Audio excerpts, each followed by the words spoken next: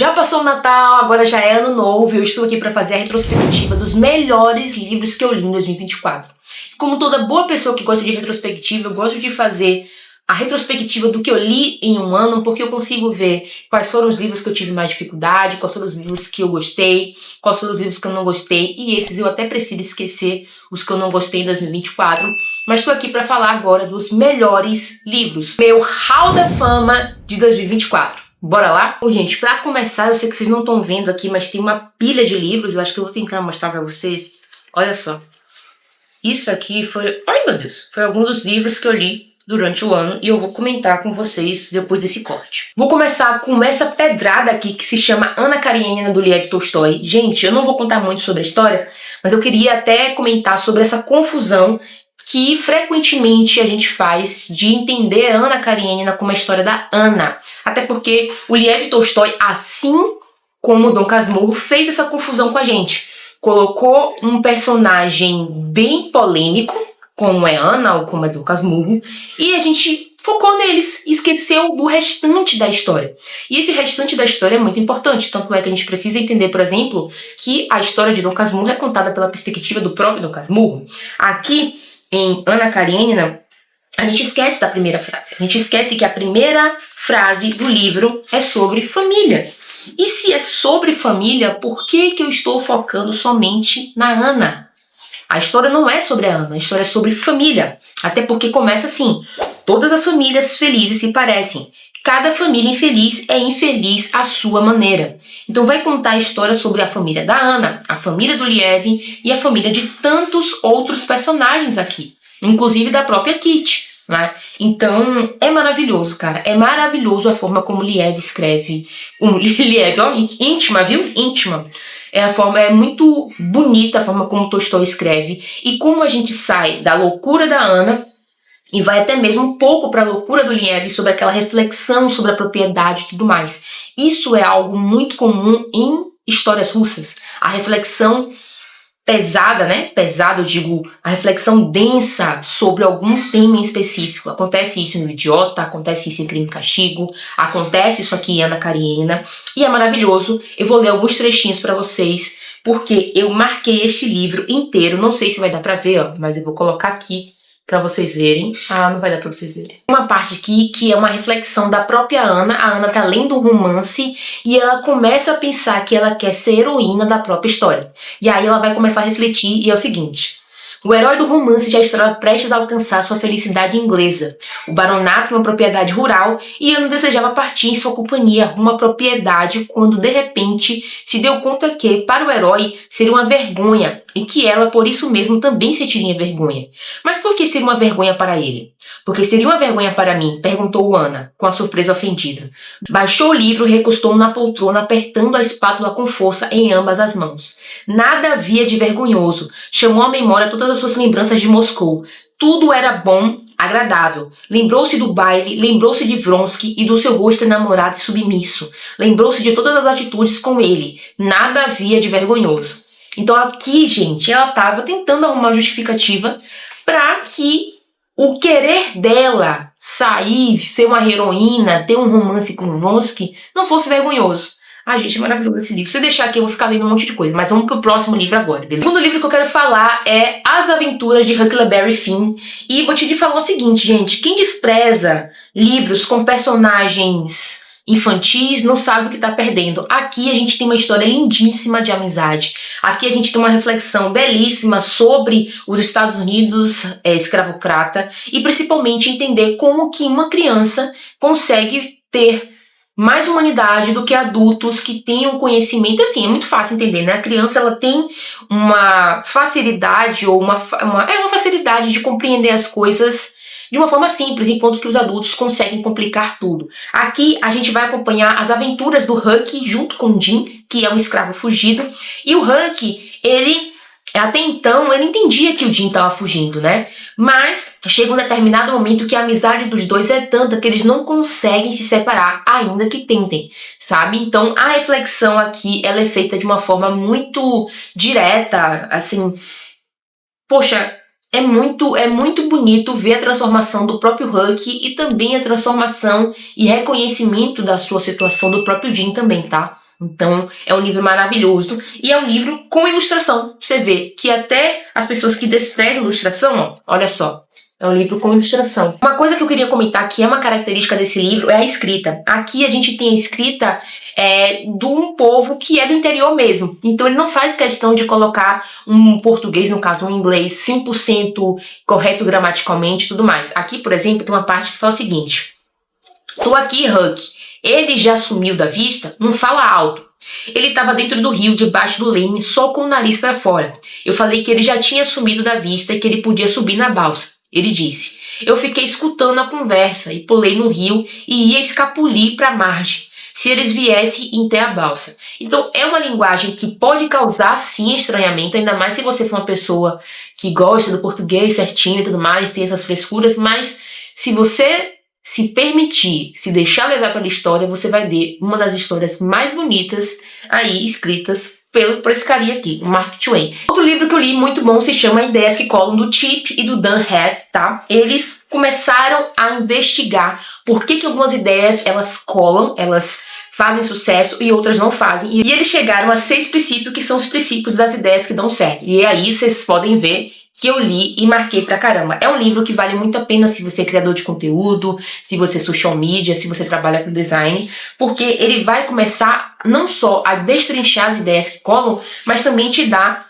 artifícios, te dá formas de você criar suas próprias ideias que colam também. Ao invés de você copiar uma fórmula, mas você começar a ter um esquema de pensamento, tá? Então vale muito a pena esse livro aqui. E agora chegamos em Mar Morto. Cara, Mar Morto foi parte de um desafio que eu fiz de 5 livros em 5 dias. Eu não recomendo que você faça esse desafio, mas Mar Morto, de Jorge Amado, vai contar a história do Guma e também, como Jorge Amado faz muito bem, ele vai ter um panorama de fundo de uma crítica social ou até mesmo de uma reflexão social. Nesse caso aqui, a gente vai ver a história dos pescadores e como que o mar acaba fazendo parte deles intrinsecamente. Não se torna mais com o que eles trabalham, mas o que eles são, como eles vivem. Principalmente essa reflexão da relação deles com, muitas vezes, com o Iemanjá, né, com essa rainha do mar e como a rainha do mar cobra, mas também dá em abundância, né? Então tem essa reflexão e a reflexão também sobre o amor, né? Como que esse amor sobrevive a tantas ondas, a tantas tempestades também, tem toda essa magnitude, beleza? Então, maravilhoso também. Aqui mais um livro técnico, Gestalt do Objeto, do João Gomes Filho. Cara, esse livro aqui é um livro que eu fiquei impressionada porque ele é curtinho, mas ele consegue condensar de uma forma muito precisa essa teoria da Gestalt. E aqui eu li porque eu precisava ter esse conhecimento maior sobre a organização, sobre como organizar melhor o meu trabalho. Porque eu sou UX design, então a gente utiliza alguns elementos da Gestalt, na verdade alguns não, a maioria dos elementos da Gestalt a gente utiliza, e é importante tê-los em mente não só para saber como usar, quando usá-los e até mesmo quando a gente ser um pouco disruptivo, quando quebrar essa matrix dessa teoria, né? Então, foi muito importante para mim. Eu recomendo, se você também se interessar por essa organização visual, de como que as coisas funcionam e por que você enxerga cada coisa de cada forma, beleza? Ressurreição, que é o primeiro romance de Machado de Assis, eu vou deixar uma foto aqui, porque eu não tenho o livro em mãos, tá? Eu li em PDF, porque tá disponível no próprio site do Machado de Assis. Ressurreição é como se fosse o broto, como se fosse a base do que a gente veria em Dom Casmurro. Por quê? Aqui nós temos Félix e Lívia, um casal que tem aí as suas desconfianças e todas por parte do Félix. Então Félix é essa pessoa que desconfia, que briga, que não acredita no amor da Lívia. E Lívia é essa pessoa resiliente que consegue compreender o coração do Félix acima de tudo. E a gente vai ver esse personagem de Félix muito em Dom Casmurro também. E aí Félix é um bom vivant, é aquele que não acredita no amor, que já se decepcionou, e aí ele se apaixona por Lívia. Mas ele tá tão calejado das loucuras da vida dele que ele não acredita no amor da Lívia, que ele tá sempre desconfiando, que acha que sempre que a Lívia tá tramando alguma coisa. Por causa de um bilhete anônimo, todo o casamento, todo o noivado se acaba. Beleza? Então a gente veria isso, a gente vai ver, na verdade, isso em Dom Casmurro, só que vamos dizer assim, na sua acepção máxima. E eu vou mostrar um trechinho que o próprio Félix fala, enquanto que Dom Casmurro ele guarda tudo para si, e guarda tudo para si e para os leitores, é claro, o próprio Félix vai abrir o coração para Lívia em alguns momentos, né? Não me caíram as ilusões como folhas secas que um débil sopro desprega e leva. Foram-me arrancadas no pleno vigor da vegetação. Não me deixaram essas doces recordações que são para as almas enfermas como que uma aura de vitalidade. Meu espírito ficou árido e seco. Invadiu-me então uma cruel misantropia, a princípio irritada e violenta, depois melancólica e resignada. Beijou-se minha alma e pouco a pouco, e meu coração literalmente morreu. Então, Félix vai continuar falando, e aqui já falando das desconfianças, olha só. A desconfiança dos sentimentos e das pessoas não provinha só das decepções que encontrara. Tinha também raiz na mobilidade do espírito e na debilidade do coração. A energia dele era ato de vontade, não qualidade nativa. Ele era mais que tudo fraco e volúvel. Então veja só, que maestria. Meu Deus, Machado de Assis, você... Nossa, cara, enfim. Uma outra pedrada se chama O Idiota, do Dostoiévski. Gente, esse livro é maravilhoso. Tem gente aí que fala que tem uma pegada meio autobiográfica, porque o Mikhtin, ele também tinha crise de epilepsia e tem todo esse ideal cristão que se parece bastante com o Dostoiévski. Mas agora, voltando para o livro, o Príncipe Mikhtin, ele é tido como idiota porque ele tem dificuldades sociais, ele não aceita, enfim, ele não pega muito bem as ironias ou as coisas da vida, e isso torna um idiota para a sociedade. Porque naquela sociedade ali, todo mundo sabia mentir e todo mundo sabia ser irônico, menos ele. Então ele era tido como idiota. E nós temos todo o tempo essa reflexão, essa dicotomia entre o niilismo, muito voltada aí para essa questão que estava ocorrendo na Europa, e nós tínhamos o ideal cristão, que a gente vai ver muito nesse Príncipe Mikhtin, beleza? Então é muito legal de ver, e é muito gostoso de ver as próprias reflexões dele. Ele está refletindo, poxa, por que as coisas são dessa forma e não de uma forma tão simples como podem ser, né? Então é muito bonito, e é muito bonito ver o amor dele, a devoção dele por uma mulher completamente louca, que não sabe o que quer e que o maltrata o tempo inteiro. Mas ele continua acreditando na bondade dela. Então é muito legal de ver, muito bonito de ler também, tá? Então eu recomendo fortemente esse livro. Agora aqui, um dos melhores livros que eu li também esse ano se chama Dedique-se de Coração, do Howard Schultz, que é o criador, né, da Starbucks, como ela é agora. Cara, esse livro aqui Cara, o pessoal fala, né, coach e tal, mas é uma dose de motivação muito grande. Porque com as maiores adversidades que eles enfrentaram, a crise do café, qualquer coisa do tipo, eles ainda se mantiveram crentes na ideia, no ideal da Starbucks. E aqui tem uma coisa que eu admiro muito, que é a preocupação com a experiência do cliente, que é com que eu trabalho. Eu sou UX designer, então eu me preocupo com a experiência do usuário. Então vale a pena cada minutinho desse livro.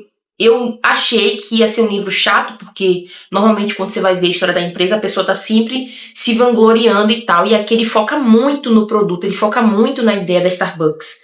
E, pô, é maravilhoso ver. Cara, eu amei mesmo. E olha que eu nem tomo café, gente. Eu nem tomo café.